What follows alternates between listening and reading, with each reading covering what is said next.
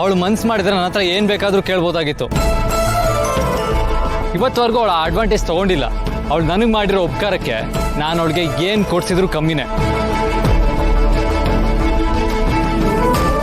ಮೈ god, ಏನಾಗಿದೆ ಈ ಶರತ್ಗೆ? ಈ ಲೆವೆಲ್ಗೆ ಆ ದುರ್ಗಾ ಅವಳನ್ನ ಮರಳು ಮಾಡಿದಾಳ? ಅವಳು ನನ್ನ ಮಗಳ ಪ್ರಾಣನ ಎಷ್ಟು ಸತಿ ಕಾಪಾಡಿದಾಳೆ ಗೊತ್ತಾ? ಅವಳು ಕಾಪಾಡಿರೋದು ಬರೀ ನನ್ನ ಮಗಳನ್ನಲ್ಲ, ನನ್ನ ಪ್ರಾಣನ. ಒಂದು ತಾಯಿ ಸ್ವಂತ ಮಗುಗೆ ಎಷ್ಟು ಪ್ರೀತಿ ಕೊಡ್ಬೋದು ಅದಕ್ಕಿಂತ ಜಾಸ್ತಿ ಪ್ರೀತಿ ದುರ್ಗಾ ನನ್ನ ಮಗಳಿಗೆ ಕೊಟ್ಟಿದ್ದಾಳೆ.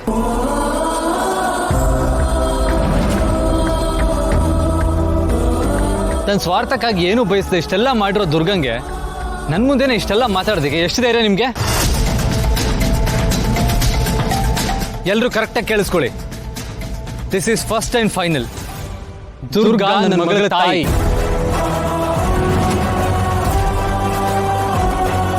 ಅವಳನ್ನ ಎದುರಾಕೊಂಡ್ರೆ ನನ್ನ ಎದುರಾಕೊಂಡಂಗೆ. ನನ್ನ ಎದುರಾಕೊಂಡ್ರೆ ಏನು ಪರಿಣಾಮ ಆಗುತ್ತೆ ಅಂತ ನಿಮ್ಗೆಲ್ರಿಗೂ ಗೊತ್ತಿದೆ ಅಂತ ಅನ್ಕೊಂಡಿದ್ದೀನಿ.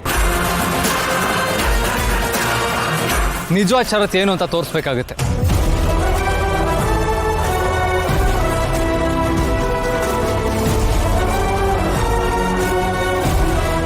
Be careful. ಬನ್ನಿ ಹೋಗೋಣ.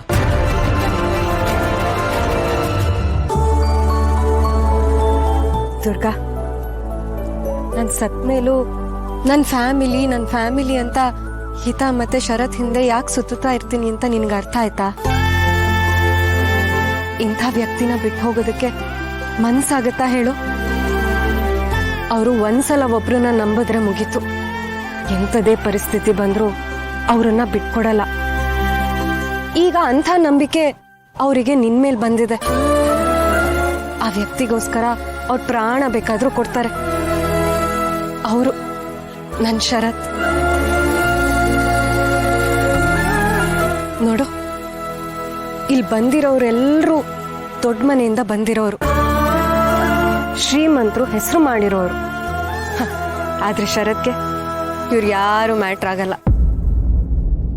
ಆದ್ರೆ ಅವರಿಗೆ ಇವತ್ತು ನಿನ್ಗೆ ಇಲ್ಲಿ ಅವಮಾನ ಆಯ್ತು ಅನ್ನೋದು ಮಾತ್ರ ಕಾಣಿಸ್ತು.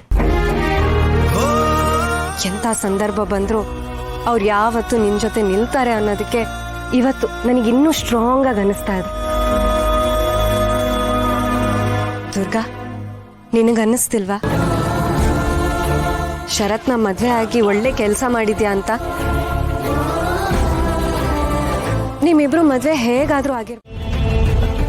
ದೇವ್ರು, ಯಾಕೆ ಇಷ್ಟೊಂದು ಕೋಪ ಮಾಡ್ಕೋತೀರಾ? ಸ್ವಲ್ಪ ಸಮಾಧಾನ ಮಾಡ್ಕೋಬಾರ್ದಾ?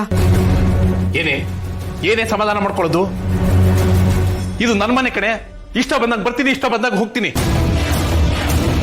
ನಿನ್ಗೇನು ವರದಿ ಒಪ್ಪಿಸ್ಬೇಕೇನೆ? ಗಂಡ ಅಂದೋನ್ಗೆ ಈ ಮನೇಲಿ ಕವಡಿ ಕಾಸಿನ ಕಿಮ್ಮತ್ತಿಲ್ಲ. ಅಯ್ಯೋ, ತಪ್ಪಾಯ್ತು ದೇವ್ರು, ನಾನು ಹಾಗೆ ಹೇಳಲಿಲ್ಲ.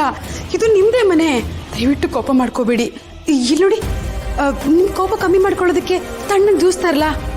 ಹಾ, ಹೋಗೋಗು. ಹಾ, ಈಗ ಬಂದೆ.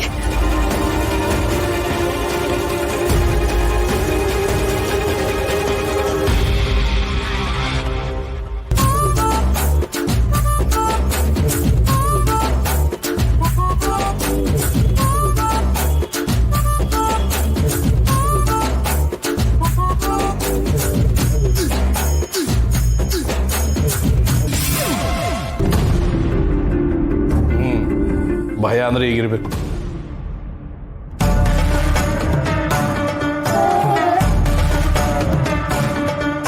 ಏನು ಇಲ್ಲಿ ನಿಂತಿದ್ಯಾ? ಹೋಗು, ಓದ್ಕೋ.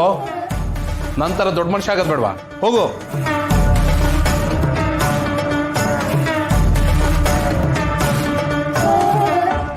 ಗಂಡನ್ ಗತ್ತು ಅಂದ್ರೆ ಹೇಗಿರ್ಬೇಕು ಅಂತಾನೆ ಮರ್ತ್ಬಿಟ್ಟಿದೆ. ಆ ತಮ್ಮನ್ ಕಟ್ಕೊಂಡು ತಬ್ಬೆ ಇಲ್ದಂಗೆ ಆಗೋಗಿದ್ದೆ.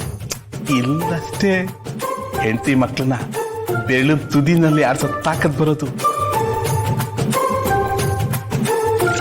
ದೇವ್ರು, ಜ್ಯೂಸ್ ತಗೊಳ್ಳಿ. ಬಿಸಿಲೊತ್ತಲ್ಲಿ ನನ್ನ ದೇವ್ರು ತಣ್ಣಗಿರ್ಲಿ ಅಂತ ಆರೆಂಜ್ ಜ್ಯೂಸ್ ಮಾಡ್ಕೊ ಬಂದಿದ್ದೀನಿ ದೇವ್ರು.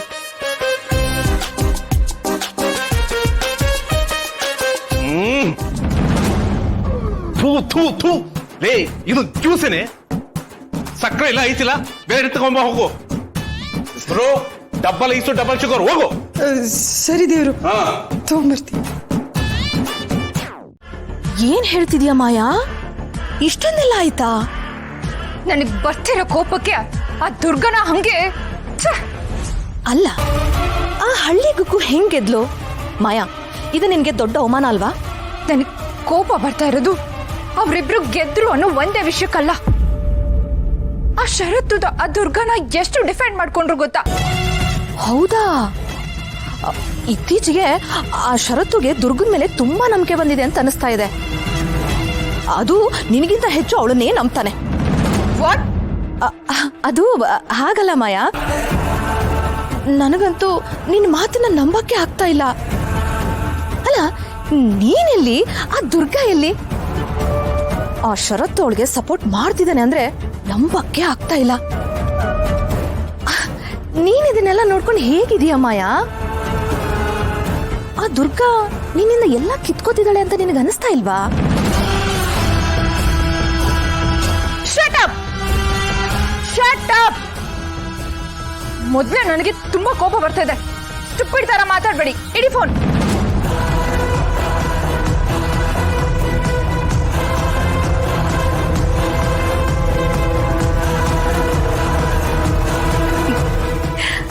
ಆದ್ರೂ ಈ ಹುಚ್ಚು ಮಾಯನ್ನ ಪ್ರವೋಕ್ ಮಾಡೋದ್ರಲ್ಲೂ ಒಂಥರ ಮಜಾ ಸಿಗತ್ತೆ.